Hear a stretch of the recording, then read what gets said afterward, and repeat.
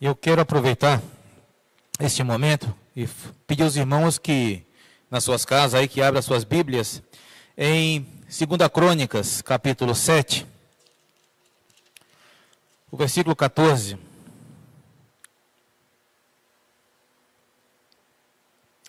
Essa mensagem que Deus trouxe ao meu coração, e eu gostaria de compartilhar com os irmãos alguns pontos que eu acho de extrema relevância para as nossas vidas como crentes no Senhor, para que possamos a cada dia estar mais realinhados com a vontade de Deus, conhecendo o propósito dele em nossas vidas, para que possamos entender o que é ser cristão, o que é orar, o que é falar com Deus, e como obter do Senhor respostas, e como ter paz em nosso coração quando nós oramos a Deus. E é interessante esse texto de 2 Crônicas, capítulo 7, versículo 14. E os pontos que eu gostaria de tratar dentro dessa cosmovisão aqui do texto, seria 5 pontos que eu acho de extrema relevância, que seria contrição, sinceridade, fé, justiça e obediência, que são 5 palavrinhas que estão atreladas dentro desse texto, que depois nós leremos outros textos no decorrer da mensagem, e assim entenderemos melhor o que Deus está querendo dizer para cada um de nós, ok? E vamos ler aqui no texto de 2 Crônicas, capítulo 7, versículo 14, onde diz o seguinte: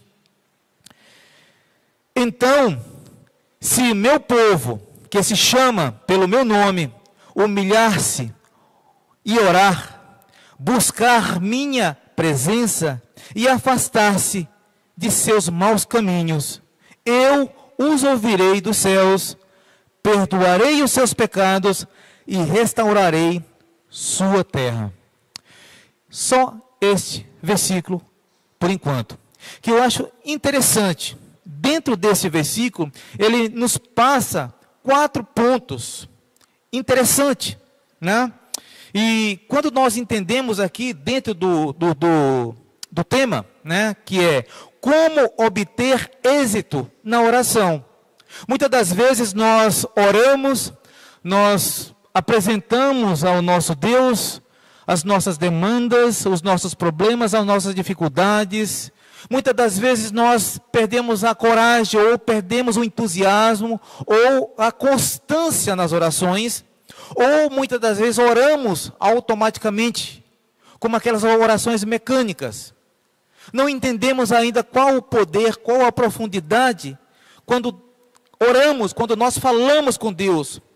E a oração, o que nós possamos entender da oração? A oração é um canal direto com Deus, é um canal de comunicação, um canal onde você pode falar com Deus, um canal onde você pode ouvir Deus te respondendo sobre aquilo que você tem apresentado a Ele. E eu acho interessante que quando ele coloca aqui dentro desse versículo, ele diz o seguinte: então, ou agora, se o meu povo, né, que se chama pelo meu nome, ele coloca uma pequena palavrinha aqui, humilhar-se. O que é esse humilhar? Humilhar-se aqui é admitir os seus pecados. Admitir que você é um pecador que carece da misericórdia de Deus. Que você se sente, oh Deus, eu não sou nada, eu sou pequeno, eu sou insignificante, eu sou falho, eu sou um pecador diante da tua grandeza, da tua majestade. Então eu preciso humilhar diante de Deus, reconhecer a minha natureza, a minha pecaminosidade, o mal. Então isso é humilhar-se. E ele fala aqui no texto: se o meu povo, que se chama pelo meu nome, humilhar-se. E ele diz ainda mais, e orar. O que é esse orar a Deus? É pedir perdão. Quando você humilha-se, quando você reconhece que é um pecador, que é falho, você chega diante de Deus e pede perdão. Ora a Deus e diz: Senhor, perdoa as minhas falhas, perdoa o meu pecado, porque eu careço da tua misericórdia, eu careço do teu perdão. Eu acho interessante esse texto, quando ele se coloca dessa forma. E uma outra palavrinha que tem dentro do texto, que eu acho interessante, que seria buscar Deus continuamente. Onde ele coloca aqui, buscar minha presença. O que é esse buscar? Não é buscar, não é você apenas vir à igreja no domingo, ou apenas assistir aí a mensagem nas redes sociais, no YouTube, esporadicamente, ou ler um versículo, ou orar ocasionalmente. Não, é você ter uma intimidade, é você ter uma ligação direta com Deus, é você ter uma convivência, é você ter um relacionamento pessoal, íntimo com Deus. É esse buscar, é você estar diante do Senhor, é conversar com Ele, é ter um relacionamento de amigos, de pai e filho, onde você chega para Ele e apresenta suas dificuldades, ou mesmo pede um conselho, ou pede uma direção. Eu pergunto para você, em alguma ocasião, aqueles que têm pais vivos, né, já chegou diante do seu pai para pedir conselho com relação a alguma situação, ou já quis desabafar com o seu pai com relação a algum assunto, alguma preocupação, algum problema que precisa de orientação?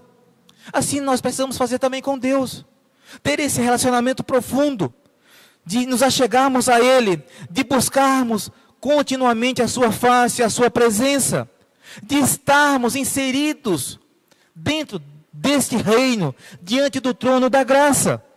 E é bem interessante isso, quando ele fala aqui, buscar a sua presença. E ele diz mais, e afastar-se dos seus maus caminhos, aqueles caminhos que não agradam ao Senhor. Muitas das vezes, meus irmãos, nós andamos por caminhos tortuosos. Muitas das vezes nos afastamos daquilo que o Senhor tem preparado para nós. E Deus requer que nós nos afastamos desses caminhos, que nos afasta, que automaticamente nos afasta de Deus. E Ele pede a nós, como filhos, como servos, como crentes, que um dia foram lavados pelo sangue do Senhor. E Ele pede, afaste-se dos seus maus caminhos. E Ele diz mais, quando você andar dentro de tudo isso que Ele falou aqui, quando você se humilhar, reconhecer que é um pecador, quando você orar ao Senhor e pedir perdão pelos seus pecados, quando você estiver buscando continuamente a presença de Deus, e quando você estiver se afastando dos maus caminhos, o Senhor diz, eu os ouvirei dos céus, e perdoarei os seus pecados, e restaurarei sua terra. Essa é a promessa, essa é a resposta de Deus com relação a uma vida de obediência, a uma vida de contrição, a uma vida de justiça, a uma vida de fé. Deus responde, Deus dá êxito à sua oração, Deus dá uma certeza da sua oração quando você anda, quando você caminha centrado dentro da vontade dEle. É isso que o Senhor requer de cada um de nós, que nós possamos a cada dia nos humilhar, que nós possamos reconhecer, que nós possamos buscar e nos afastar cada vez mais dos maus caminhos. Seguir estes passos nos leva a um perdão de Deus. Só assim Deus responderá às nossas orações. Só assim obteremos êxito às nossas orações. Deus, Ele se encontra aqui, Ele se encontra do nosso lado, Ele se encontra em todos os lugares. E Ele ouve as nossas orações. Agora requer de nós a nossa parte, de nós realmente sermos aquilo que Deus requer que sejamos. E é tão interessante que lá em Hebreus, no capítulo 10, 19 e 20, que diz o seguinte, que Ele nos concedeu um novo e vivo caminho. Ele nos dá acesso até o Pai. Jesus deu esse acesso. Jesus deu esse caminho. Ou seja, não existe barreiras, não existem limitações para nós nos chegarmos até Deus. Então, por quê?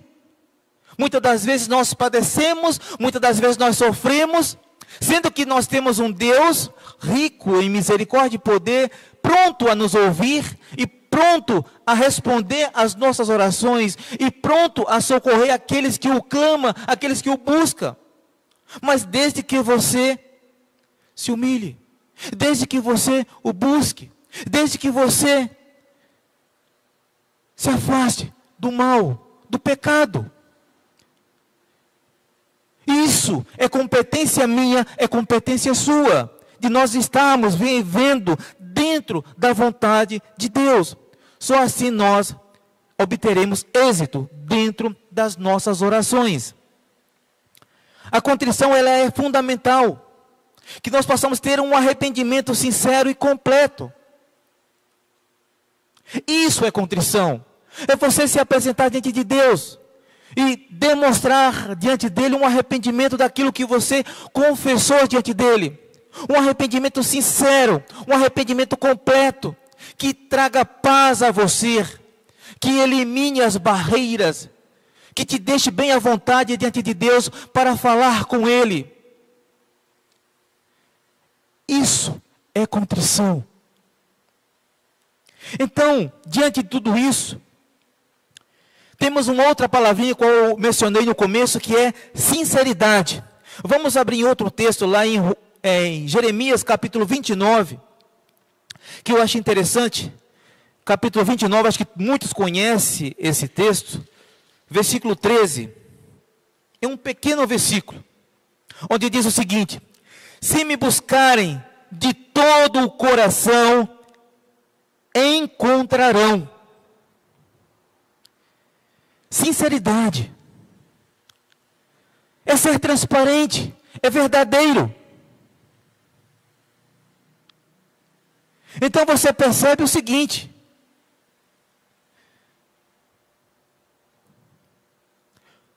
Deus está à nossa disposição.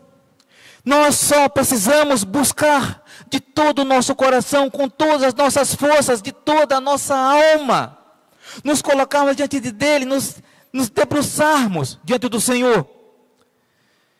E dentro desse texto de Jeremias, quando ele coloca aqui, se me buscares, aí eu faço a pergunta para os amados irmãos: será que nós estamos buscando como deveríamos buscar ao Senhor? Será que nós estamos buscando o Senhor de todo o coração? Será que nós estamos orando? Será que nós estamos diante dele, do Senhor, de todas as nossas forças?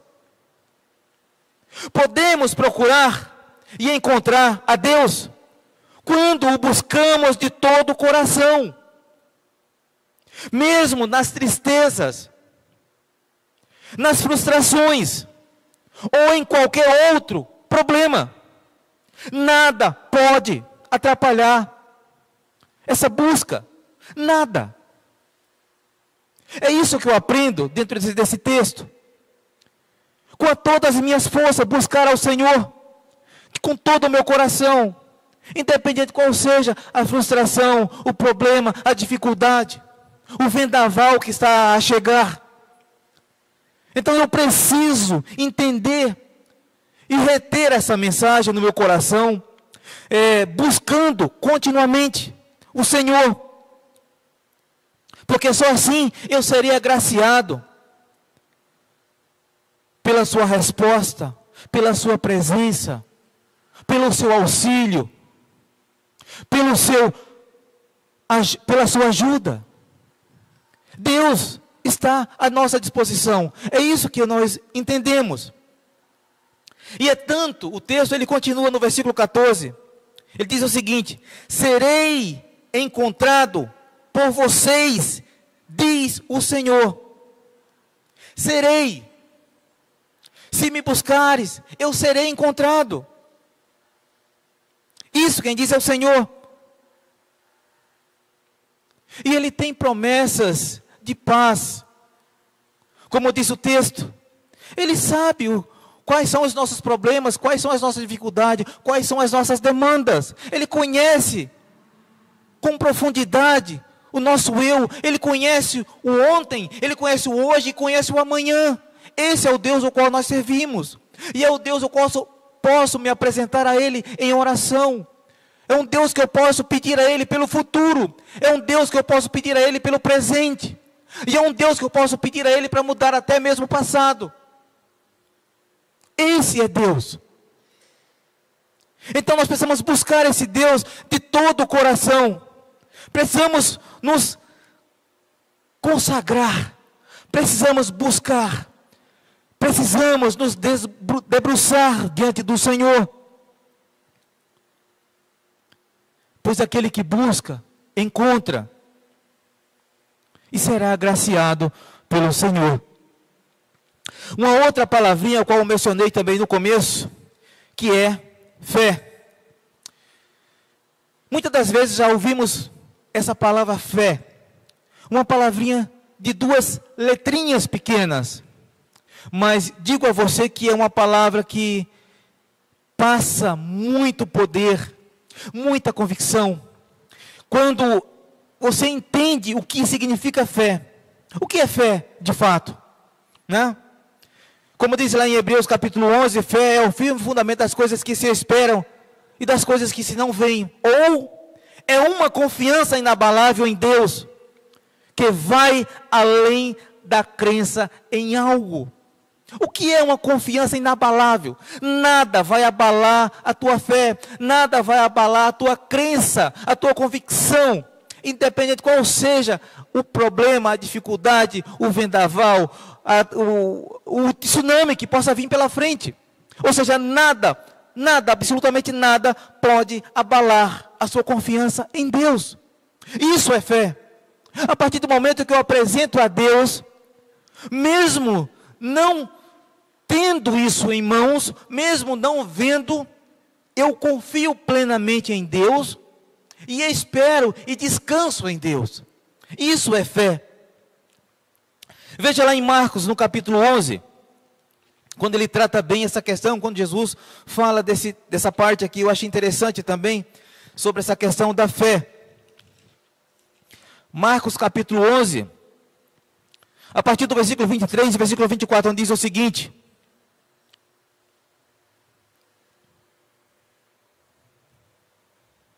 diz o texto, versículo 23, eu lhes digo a verdade, vocês poderão dizer a este monte, levante-se e atire-se no mar, e isso acontecerá. É preciso, no entanto, crer que acontecerá e não ter nenhuma dúvida em seu coração. Versículo 24. Digo-lhes que, se crerem que já receberam qualquer coisa que pedirem em oração, lhes será concedido. Sabe o que é interessante, irmãos? Dentro desse texto do versículo 23, aqui, ele usa uma metáfora, né, nessa questão de montes. Eu achei interessante aqui, no antigo, lá no Israel, lá antigamente, os judeus, eles tinham entre os líderes, entre o judaísmo lá, essa metáfora do monte. Eu achei interessante. E diz o seguinte, no pensamento judaico da época, né, remover montes significava resolver problemas. Muitas das vezes os nossos problemas são os montes. É uma montanha, né? Parece intransponível, parece ser difícil. Parece ser muito difícil. E Jesus, ele usa essa metáfora, né, para dar esse entendimento, para possamos entender o que é fé de fato. E quando você entende que, quando Jesus fala aqui, se disserdes, né, a este monte, levante-se e seja transportado ao mar, isso acontecerá. É como você vai dizer aos seus problemas, às suas dificuldades, os seus montes. Você pode orar, e falar com fé e com convicção que o problema que você está vivendo hoje, amanhã, ele pode desaparecer. Ele pode estar no fundo do mar. É isso que eu entendo. Quando você crer na providência de Deus, quando você crer no poder de Deus, quando você crer no auxílio divino na sua vida, quando você descansa em Deus, você colhe esses benefícios. Você consegue transportar esses montes para o fundo do mar. Esses problemas, as dificuldades que tanto assolam muitos. Ou seja, quem ora com verdadeira fé não enfrenta dificuldades insuperáveis. Quem tem fé de fato, não aquela fé que você criou dúvida no coração, ou seja, como diz aqui no finalzinho do versículo, né? É preciso, no entanto, crer que acontecerá. Nós precisamos crer, ter essa convicção, e não ter nenhuma dúvida em seu coração. Muitas das vezes você ora, mas será que Deus vai ouvir minha oração? Mas será que Deus vai me abençoar aqui? Você gerou dúvida do seu coração. Como que Deus vai agir através de uma fé dessa? Como que Deus vai curar alguém? Como que Deus vai trazer salvação a alguém, sendo que você lançou dúvidas? Então, realmente creia em Deus. Deposite nele convicção. Deposite uma fé inabalável. Isso que o Senhor requer. Fé inabalável. Convicção. Firmeza. E tire todas as dúvidas do seu coração. Entenda que Deus é aquele que vai agir poderosamente quando você de fato crer na providência do Senhor. O crente que confia sinceramente em Deus percebe o poder ilimitado que está disponível.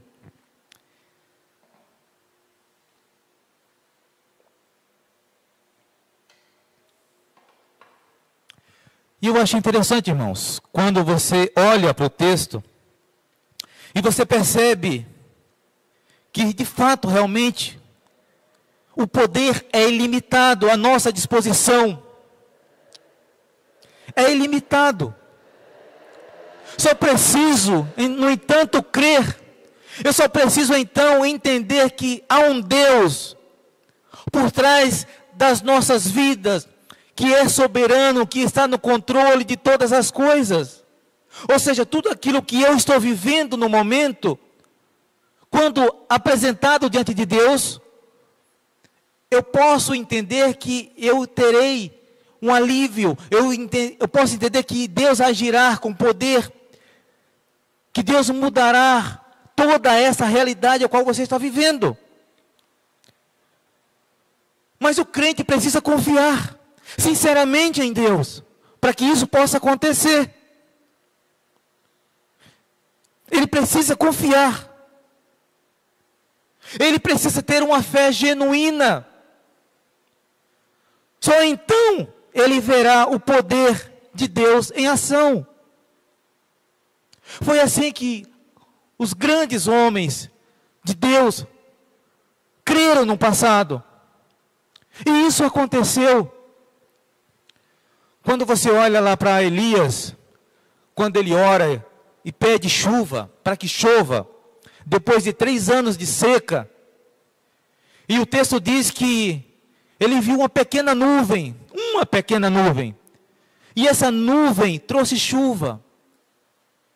O poder da oração é fantástico, é magnífico, é maravilhoso, quando você crê na providência divina, e você vê algo pequeno, crescendo, ou você vê algo e desaparece, como até mesmo uma enfermidade. Você vê os milagres que o Senhor Jesus fez no passado. Quantas vidas foram curadas e experimentaram a cura do Senhor em questão de segundos, de milésimos? Aquela pessoa estava enferma, ou estava paralítico, ou estava aleijado há tanto tempo, sofrendo. E ali o Senhor chega e toca, ou estende a sua mão, ou apenas fala, e aquela enfermidade desaparece. Esse é o Deus ao qual a Bíblia expõe para os nossos corações, e é o Deus ao qual nós devemos crer, e é o Deus que nós devemos depositar a nossa confiança. É nesse Deus que precisamos, no entanto, crer. É nesse Deus que precisamos descansar. É nesse Deus que precisamos depositar uma fé genuína. Pois dele vem a ação, vem o poder restaurador. É ele quem vai restabelecer, é ele quem vai conduzir. Fé é primordial para as nossas vidas. Uma outra palavrinha que eu gostaria também de deixar em foco, que é a justiça. O que é justiça? Muitas das vezes nós lemos a Bíblia e deparamos muitas das vezes com essa palavra, mas o que ela significa para nós? E, no entanto, justiça, ela significa o agir corretamente de acordo com os mandamentos de Deus. Ou seja, aquele que conhece Deus, ele tem que agir de acordo com os mandamentos, de acordo com a vontade, com a grandiosidade de Deus. Abra lá em Tiago capítulo 5, nós temos aqui a referência de Tiago capítulo 5, versículo 16, onde diz o seguinte: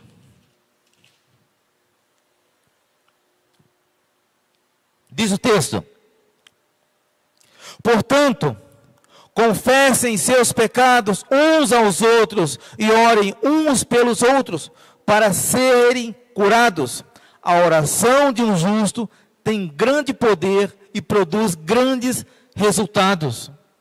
E eu achei interessante esse texto, porque quando ele diz aqui no comecinho do texto que precisamos confessar os nossos pecados, foi o que nós lemos lá no comecinho, lá em 2 Crônicas 7:14. Que a humilhar, que é reconhecer que sou pecador, e orarmos ao Senhor, confessar os nossos pecados. Mas o texto fala mais aqui, né? Onde ele diz o seguinte: confessem seus pecados uns aos outros e orem uns pelos outros. Ou seja, crentes no Senhor, regenerados e lavados pelo sangue do Cordeiro, e pecadores, que muitas das vezes somos, devemos confessar os nossos pecados e orar uns pelos outros. Precisamos ter essa confiança uns nos outros. Precisamos fazer confissão dos nossos pecados. Não podemos entrar em oração com a consciência nublada, com a consciência culpada. Como nós podemos receber do Senhor a resposta com relação aos nossos pedidos, sendo que muitas das vezes nós deixamos os pecados ocultos? Muitas das vezes temos alguns problemas até mesmo dentro entre a igreja, entre irmãos. Que eu não gosto daquele irmão, que eu não tenho amizade com ele, eu não converso com ele, eu não gosto dele. Não tem que haver isso. A Bíblia nos orienta que nós devemos confessar os nossos pecados. Lembra-se quando nós vamos tomar a ceia do Senhor? Nós temos que nos analisarmos o nosso coração, como que nós estamos diante de Deus, e precisamos confessar o pecado cometido, seja ele por ações ou pensamentos, para que Deus possa ouvir as nossas orações. Precisamos estar com a nossa consciência limpa. A honestidade mútua, a franqueza, e é a expressão das necessidades, permitirão que os crentes sustentem uns aos outros na luta espiritual. Eu preciso de outro irmão, eu preciso da igreja, eu preciso do corpo, para me auxiliar, para me aconselhar, para me dar direção, para orar por mim, para me ajudar com relação a pecados. Nós precisamos uns dos outros. Precisamos confessar, precisamos ter honestidade, precisamos ter franqueza e tratarmos esse mal que muitas das vezes está em nossos corações escondidos. E a Bíblia nos orienta a confessarmos uns aos outros e orarmos uns pelos outros, pedindo perdão, pedindo para que Deus passe uma borracha em cima de tudo isso, e pedindo para que Deus possa dar um novo começo. E diz o texto que, quando nós agimos dessa forma, diz o texto que a oração de um justo tem grande poder e produz grandes resultados. Então você percebe que a oração na vida do crente, ela tem uma extrema importância. E com isso nós precisamos atentar para esses requisitos, ao qual eu mencionei aqui, a qual a Bíblia relata, traz aos nossos corações, desde 2 Crônicas, em Jeremias e também em Marcos. Precisamos ter em nossos corações essa palavra. Precisamos trazer à memória todo instante, para que possamos estar realinhados com a vontade de Deus. Muitas das vezes oramos, mas aquela oração que eu fiz, ela está alinhada com a vontade de Deus? Ela está centrada dentro do trono da graça? Ela está dentro do contexto de Deus? Então nós vamos conhecer Deus. E para que isso aconteça, nós precisamos estar conectados com Deus, buscando ao Senhor. Só assim nós entenderemos, nós conheceremos a sua vontade.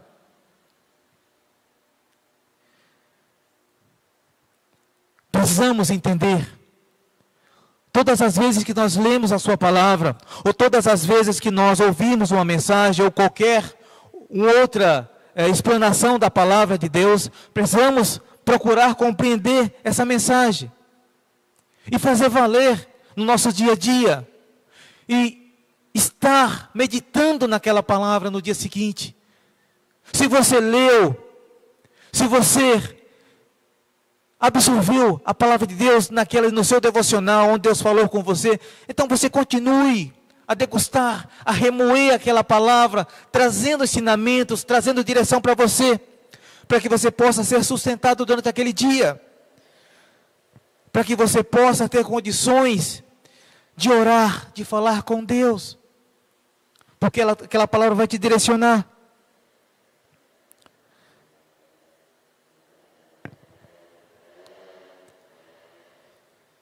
E por último, a obediência, que é um outro requisito que é primordial para a vida do crente, para a vida de um crente que ora, de um crente que é intercessor. Ele precisa ser obediente, ele precisa ser justo, ele precisa ser contrito, ele precisa ser convicto, fé. Então você percebe que obediência não é apenas uma palavra qual você ouve e ela entra no ouvido e sai em outro, mas a obediência é um coração submisso a Deus, alinhado com o propósito de Deus. Isso é obediência. É quando você lê a palavra de Deus e ela te direciona, Deus falando com você: filho, seja assim, filho, vá por aqui, filho, faça assim, e você obedece àquela palavra, você é conduzido por ela, você anda sendo guiado por essa palavra, em obediência, sem questionar. É você ter um coração submisso a essa palavra. Quando um crente reconhece em sua vida a manifestação do amor em obras e ações, o resultado é confiança no seu relacionamento com Deus. Lá em 1 João capítulo 3, versículo 22, eu achei interessante esse texto também. Todos esses textos que eu aqui estou lendo, eles estão alinhados com esse contexto, com esses requisitos. E eu achei interessante quando o apóstolo João, aqui no versículo 22 do capítulo 3, fala o seguinte: Ele diz, eu vou ler do versículo 21, onde diz assim: amados, se a consciência não nos condena, podemos ir a Deus com total confiança, e dele receberemos tudo o que pedimos, pois lhes obedecemos e fazemos o que lhe é agradável, ou que agrada. E quando você olha para esse texto, o que ele quer dizer com isso? Ou seja, quando você obedece, quando você tem um coração submisso ao Senhor, você chega diante de Deus com convicção, você chega diante de Deus tranquilo, e você ora, e você fala com Deus, e você espera, e você descansa em Deus. Você entende que o seu relacionamento com Deus é cada vez mais forte. Você reconhece a manifestação do amor de Deus através da obediência que você demonstra para com Ele. Interessante, irmãos, quando você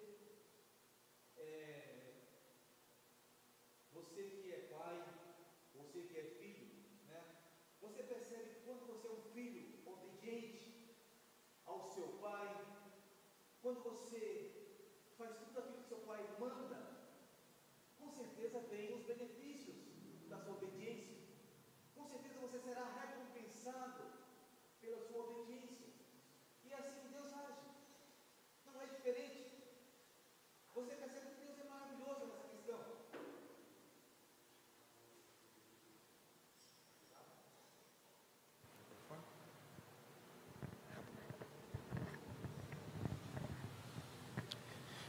Tivemos aqui uma quebra de bateria.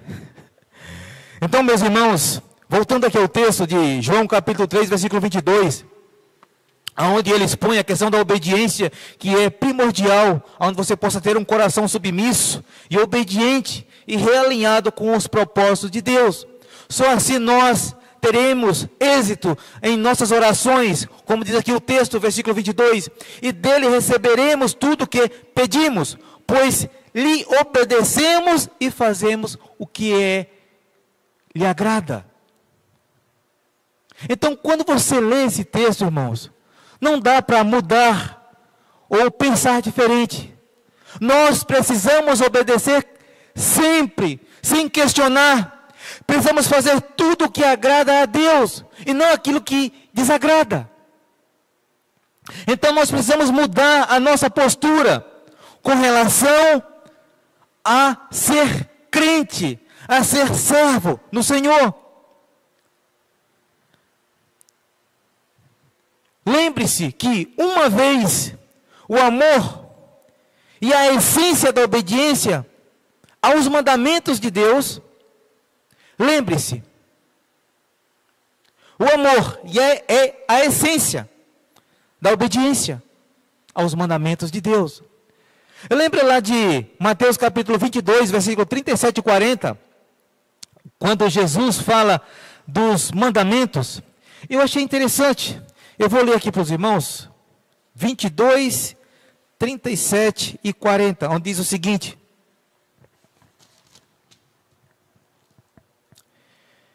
Jesus respondeu: ame o Senhor, seu Deus, de todo o seu coração, de toda a sua alma e de toda a sua mente. Este é o primeiro e o maior mandamento. O segundo é igualmente importante: ame o seu próximo como a si mesmo. Toda a lei e todas as exigências dos profetas se baseiam nesses dois mandamentos. Amar o Senhor. Amar de fato e verdade. Obedecer a sua palavra. Andar segundo os seus desígnios. Deixar o amor de Deus fluir cada vez mais em nossas vidas através da obediência. Deixar ser evidente. Porque uma vez que nós conhecemos ao Senhor, nós precisamos nos aprofundar cada vez mais em conhecer as suas verdades. Uma vez que nós conhecemos a Deus, nós precisamos estar cada vez mais próximos dEle. Uma vez que conhecemos o Senhor, precisamos estar cada vez mais realinhados com a sua vontade, com a sua palavra, com os seus caminhos. É isso que nós precisamos entender, como crentes no Senhor, como cristãos, nascidos e comprados pelo sangue do Cordeiro. A presença do amor na vida do crente dá evidência de submissão e obediência a Deus. O resultado você já sabe de tudo isso. E Deus o abençoará, o crente, respondendo às suas orações. Essa é a nossa realidade, meus irmãos. É para isso que precisamos cada vez mais aprender do Senhor e conhecer a sua vontade. Só assim nós faremos ou agiremos. Só assim nós iremos orar dentro ou alinhados com a vontade de Deus. Só assim nós pediremos coisas que estejam alinhadas com a vontade de Deus. Só assim nós entenderemos o agir de Deus em nossas vidas, em nossas famílias e até mesmo na igreja. Então, meus irmãos, recapitulando,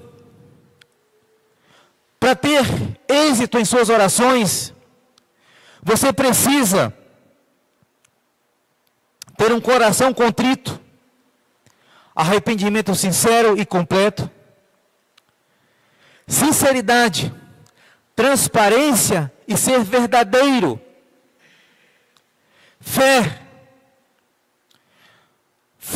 para agradar a Deus, justiça, agir corretamente, de acordo com os mandamentos de Deus,